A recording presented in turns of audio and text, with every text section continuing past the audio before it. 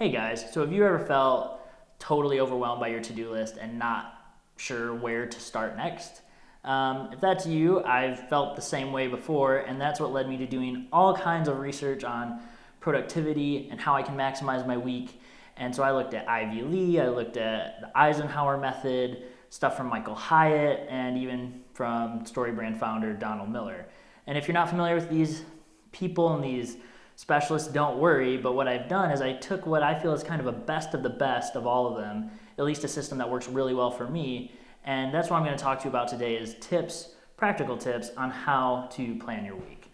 So without further ado, let's dive into the content. So each week I print off two worksheets, and if you'd like to see these worksheets like up close and personal, you can see those at the link below. So the first worksheet I print off is this one. First thing that I do is I do what's called a brain dump, okay? And so I'm not sure where I got that term. I know I heard somebody say it once and I just kept it. And basically it's just listing out everything that's on my mind because I want to get it out of my head and onto paper so that way it stops taking up headspace and I can not have to worry about it so much anymore. So everything goes on this list. After that though, before I even have a chance to feel overwhelmed, I then use what's called a priority quadrant. And this has been super helpful for me because it helps me identify what's actually important and what isn't. And so let me explain there. So what this is broken up into 4 sections, and the first is important and urgent. So if it's a task that's important to you and it needs to be done right away, then it's simple, do it now or as soon as possible.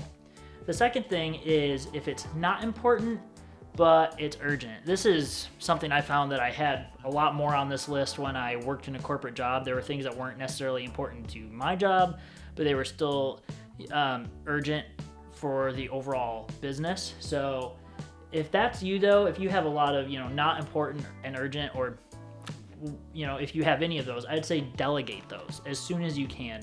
I know sometimes you might not be in a position to delegate it, but try to delegate those tasks away.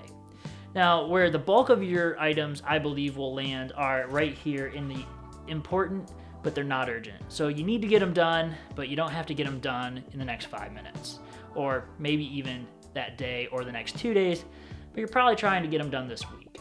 All right, so that's where you want to schedule these tasks, okay? And then not important, not urgent tasks. I wanted to give you a practical example. So for me, I have wanted to refinish the floor in my old upright barn for a long time. I think it'd be fun to rent it out for parties or weddings. But the fact is it's really just kind of it'd be nice. One day I'll get to it kind of thing.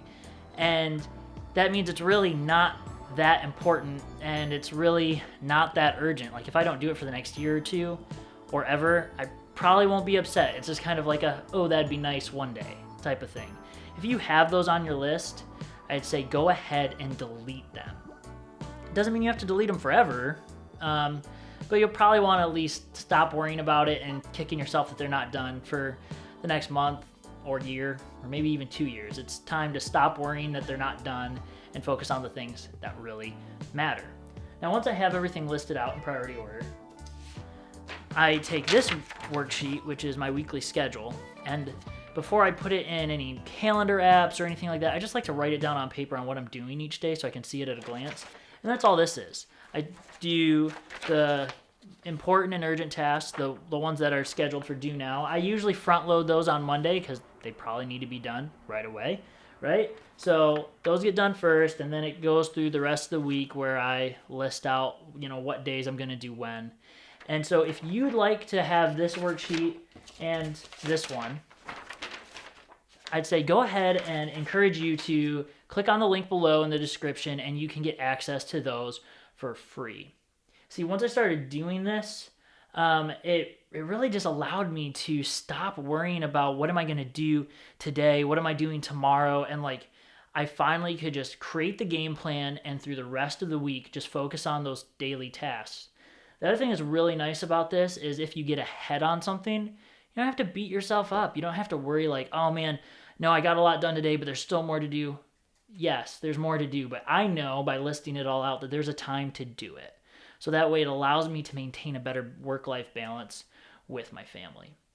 Now, if you're wondering, hey, well, this is all well and good, but how do I schedule my day to be most productive?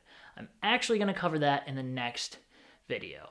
So if this was helpful to you, please go ahead and leave a thumbs up, and thank you so much for watching. Have a good day, everyone.